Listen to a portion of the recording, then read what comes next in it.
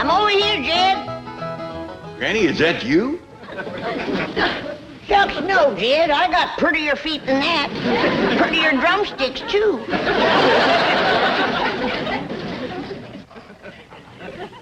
Well, them is them fancy towels Mr. Drysdale give us. Yeah, he says they're beach towels, but we use them right here. Granny, we've got company coming, and I reckon you'd like to get some victuals going. Who's coming? Well, one of them rich, high society Beverly Hills fellows named of Armstrong Dueser McHugh III. The third what? Third Armstrong Dueser McHugh, I reckon. You mean to tell me that them McHughes named all three of their young'uns the same name? I reckon that's it. Well, it's none of my business. But dogged if I can see where Armstrong Dueser is such a good name. Kind of confusing, too.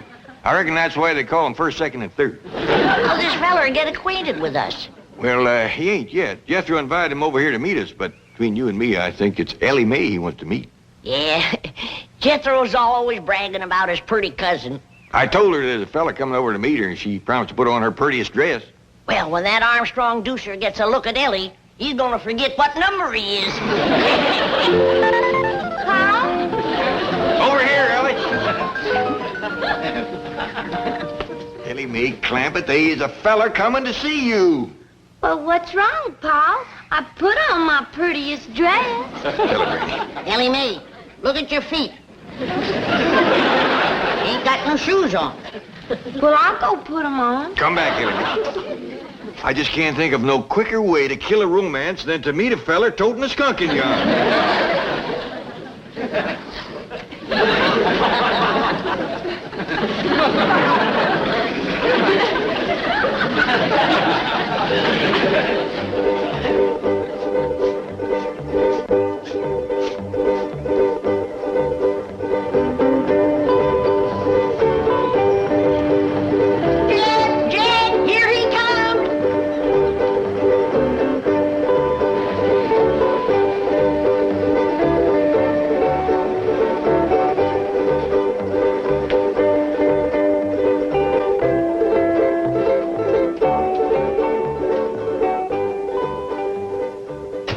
Is this the Clampett residence?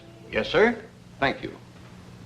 He's older than I figured. And wearing a uniform. Jethro didn't see he was in the Army. It's all right, Jed. It's Confederate graves. Well, howdy there. I'm Jed Clampett. This here is Granny, and I reckon you must be Armstrong Dueser McHugh III. Oh, no, sir. The second? No, ma'am.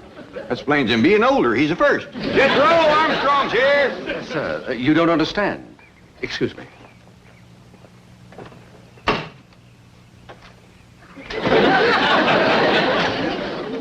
Mr. Clampett, I am Armstrong Dueser McHugh III. Well, howdy there, Armstrong. I fear you're mighty young for Ellie. Sir, I'm here to play with Jethro. We're classmates in the 5th grade. Granny, shake hands with Armstrong Dueser McHugh III. Howdy, third. I am delighted to make your acquaintance. Mighty big spread of years between the first and the third. Appears to me the second would be just about right for Ellie. It's Jethro! Oh, please, sir, please. Master Armstrong is very delicate. Jethro won't hurt me. He's my friend. But you might get a nosebleed at that altitude.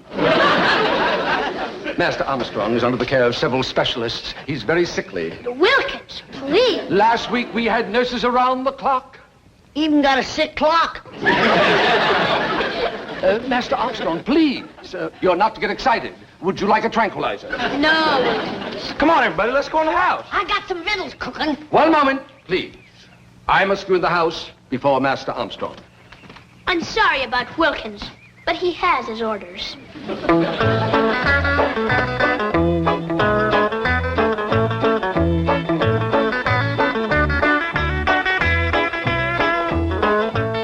What in the Sam Hill are you doing?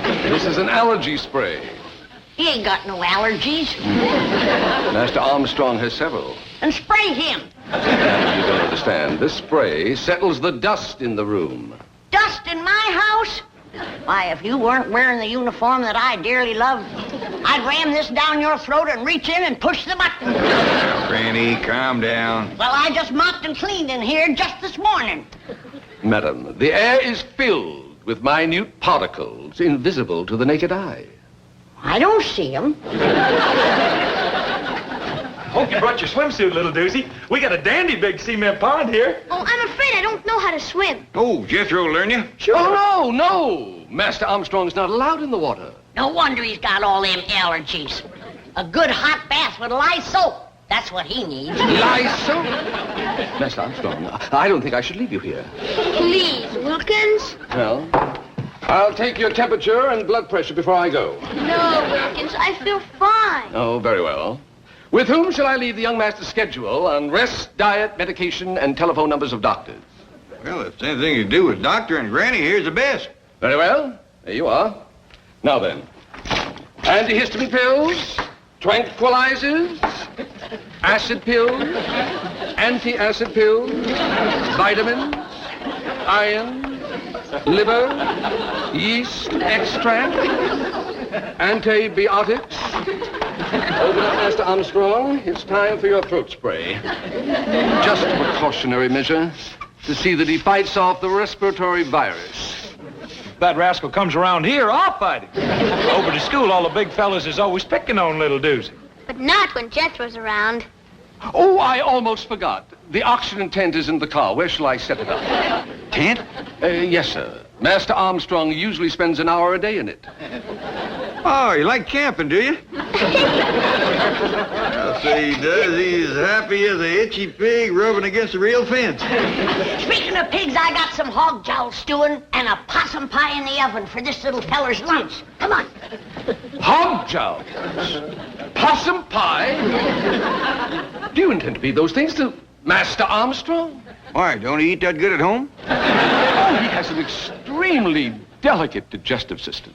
At present, he's on a diet of special Swiss yogurt. We hunted all over Beverly Hills to find it. Jethro, get out your rifle and hunt down one of them Swiss yogurts. Okay, Uncle Jed. Oh, and I'll take little Duesy along to make sure I shoot the right kind. Sure. Reckon Granny will know how to cook it when she sees it. Is it run or fly? Neither. Yogurt is inanimate. It just lies there. Ain't gonna be much sport to shoot, Jethro. That's a fact. Hi, has anybody seen Little Charlie? A dog! Go away. Master Armstrong's allergic to all animals. Ellie! Charlie got in the kitchen. Oh, a skunk! Oh, city feller, I wouldn't do that if I was you. He might just return the favor.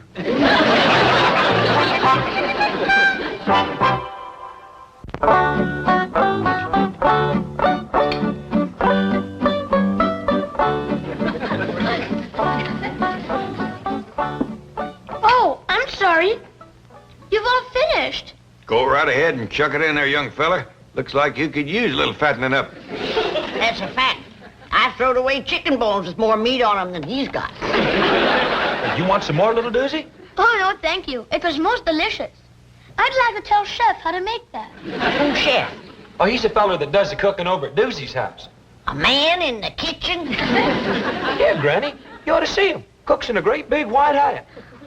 Well, the first thing to tell him to do is to get rid of the hat and do his cooking in a pot. Well, how come your ma don't do the cooking, little Duesy? Who? Your ma. Oh, Mother. I don't believe she knows where the kitchen is. On her rare visits home, I've never seen her there. Visits home? My mother and father spend most of their time traveling. Oh, drummers, huh? What do they sell? Well, they don't work. They just travel. How come? I really don't know. I imagine they enjoy it. Well, don't you miss your ma and pa? Oh, they write to me regularly, every month or two. I have a marvelous collection of foreign stamps. And they always telephone me on my birthday. That's right, friendly of them. Who looks after you, little Duesy? Oh, mostly the governess. Governess? She's married to Wilkins. Did you hear that, Granny? That fella that brought him over here is the governor. That still don't give him no right to tell me I got dust in my house. You folks have so much fun. I never even laugh at home. Well, little feller, anytime you feel like busting out laughing, you come right on over. Excuse me. Come on, little Duesy. You promised to help me with my homework. He's the smartest kid in school. Oh, I'd rather be able to swim and climb trees like you. Well, you help me with history, and I'll teach you to swim and tree climb. And I'll learn you wrestling, so as the big kids won't be picking on you. Oh, I'd like that. And perhaps I could assist you in some subject. How about English? Thank you, little Duesy, but I done been learned to talk that. Kinda got a hankering for history, though. What you studying in that? At present, we're on the Civil War. You mean the war betwixt the Yankees and the Americans? Well, you boys can run along now. You're excused. Just a minute, Sonny. Who'd they learn you won that war? Granny, these boys got study to do. I want an answer to my question. He's paying school taxes. And I want to know that they're learning our young'uns the truth. Now, who did they say won? The North or the South? Oh, I wish I was in Dixie down south, the south. Hush up, Jed. I can't hear the boys answer. Why, madam, every true student of history knows that glorious armies of that brilliant and beloved leader, General Robert E. Lee, were never really defeated. Hallelujah. Stay for supper. Come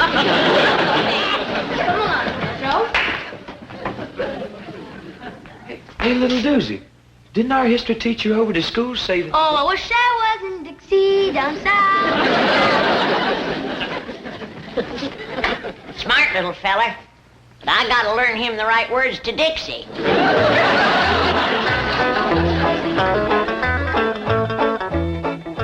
I spoke to young Master Armstrong, and he told me to tell you that he ain't ready to go home yet. He's having too much fun. He's not permitted to have fun. It's bad for his blood pressure. Well, I'll tell him when he comes down out of the top of that tree. He's in the tree? Say, that little rascal can climb like a squirrel. Soon as his hands get toughened up, he'll be as good as Ellie Mae. I insist upon taking him home immediately. I told you, he don't want to go home yet. That makes no difference. He's going. Hold on a minute. I don't want to tangle with no soldier in the Confederate grave. This is not a Confederate uniform. Now remove your hand and lead me to Master Armstrong. And if I don't?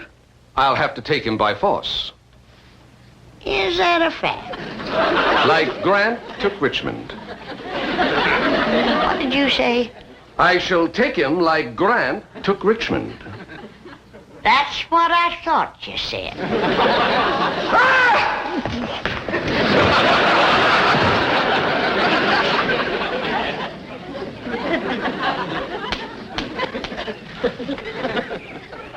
I'll be back.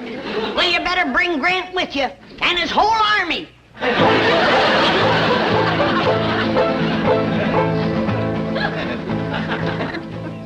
But, operator, I must talk to Mr. or Mrs. McHugh. Have you tried Rome? Paris? How about Zurich? Well, try Zermatt. Maybe they're climbing the Matterhorn. Well, try anyway. Maybe their hotel has a long extension cord. Operator, this is urgent. I thought I told you to ski that. Call me back. My area code is 417 zone 328, and this is mobile 089-303-52. Never mind. I'll call you.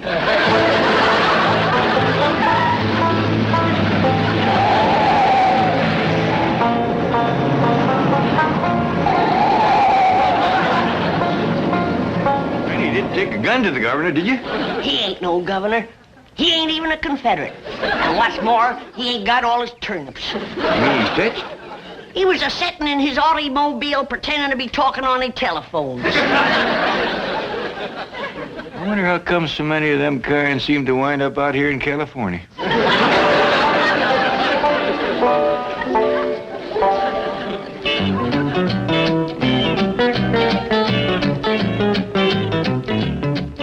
Sorry to interrupt, Chief, but Wilkins here has an urgent problem concerning young Armstrong Dueser McHugh III. Well, what is it?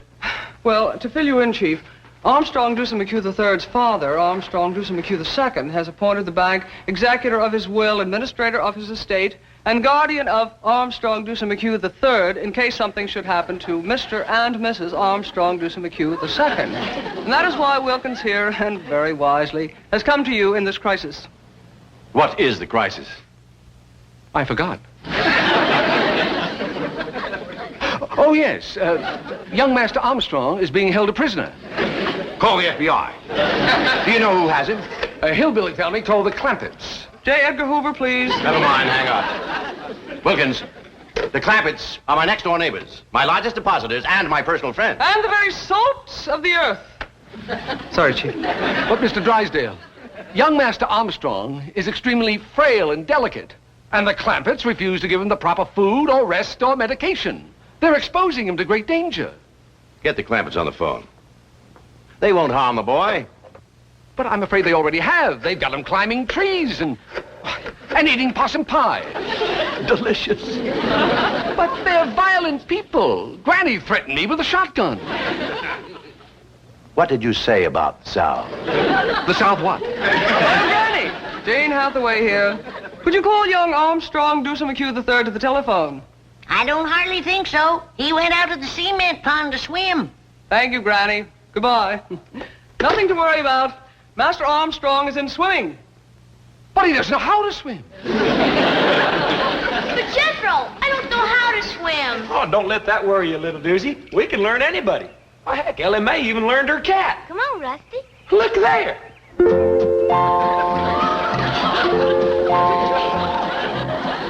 Come on, Rusty. Did you have a good swim?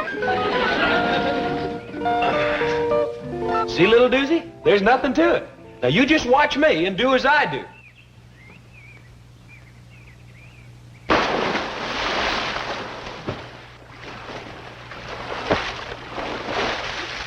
Come on, little Duesy. I'm afraid, Jethro.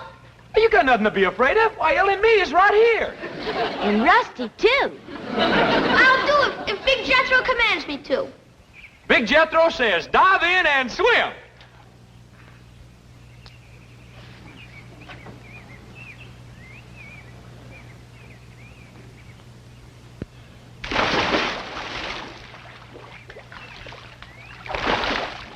Look, Jethro, I'm swimming!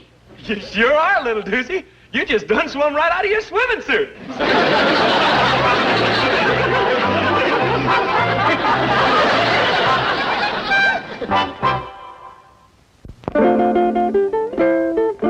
Nice and soft here so nobody won't get hurt none. Can you really teach me to defend myself against those big bullies at school? You betcha. Now come at me like you're fixing to hurt me. Really ought to learn you on someone bigger than myself. Mr. Pullman, Yes, Miss Clampett. would you help us out for a minute, please? Why, certainly. What can I do for you? Well, I'm trying to learn this here young fella how to protect himself. Now, you come at me like you're fixing to hurt me. Oh, I don't think I'd better. I was in the Marines, you know, and they taught us some pretty rough tactics.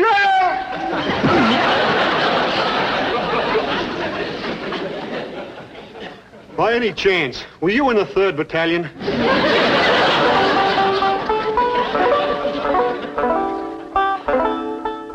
Try that, little Dueser. It works! I'll tell you what you can do. You whittle yourself a whole bunch of these, different sizes, tie them together side by each. You can play a real tune. But I don't have a knife, sir. Well, I'll tell you what. If you promise to handle it real careful, like I showed you, safety first, don't cut yourself, you can have this one. Gee, thank you, Uncle Jed. You know, by rights, I ain't your Uncle Jed, just Jethro's. Oh, yes. I'm sorry, Mr. Clampett. But seeing as how you're such a good friend of Jethro's, you can call me Uncle Jed. Now remember, Third, you gotta keep your eye on the cork. And when the cork starts bobbing around in the water, then you know that a fish is nosing around the bait. And then, when the cork all of a sudden ducks under the water, then you know old Mr. Fish has grabbed the bait. And you pull him out. Can I hold the line, Mrs. Granny? Sure, you might as well get the feel of it. I caught something! Oh, you couldn't have. There's nothing in there. It felt like a whale! Help me!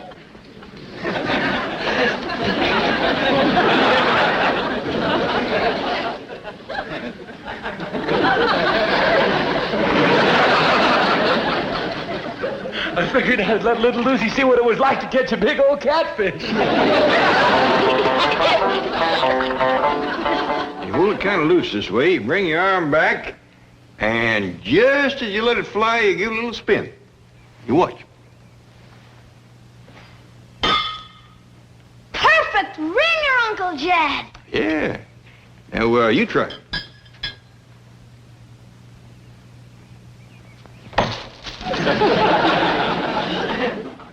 Now, you see how handy it is to be able to climb a tree?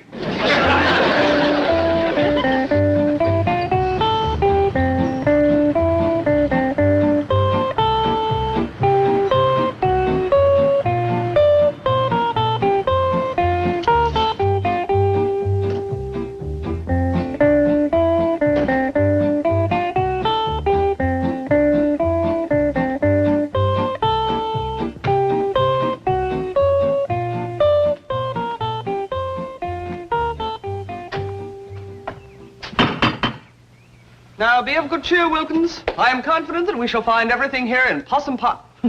Apple pie order. Howdy, Mr. Drysdale. Well, Miss Jane, Mr. Wilkins, come on in.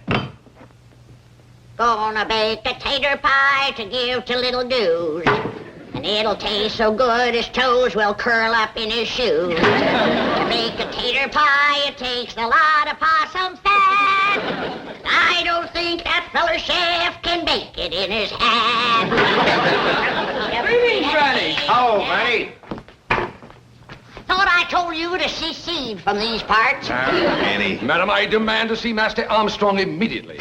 Don't wake him up. He's taking his nap. Yeah, you see, he's getting his rest. Needs it, too. Poor little feller's all tuckered out. Which bedroom is he in? He's napping right out there in the sun. The sun! His skin is far too sensitive to be exposed to ultraviolet rays.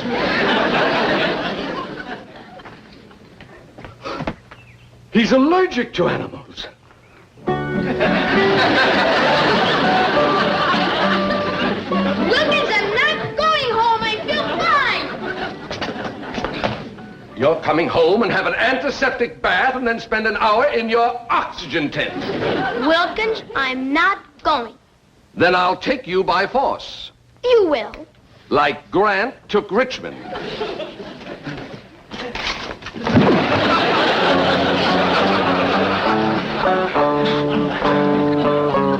Master Armstrong.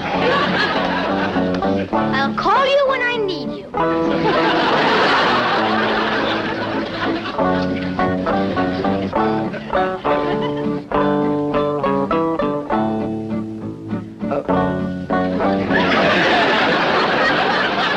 Go away.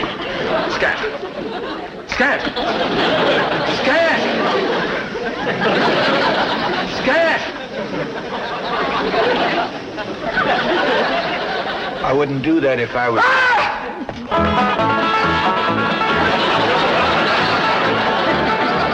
tried to tell him.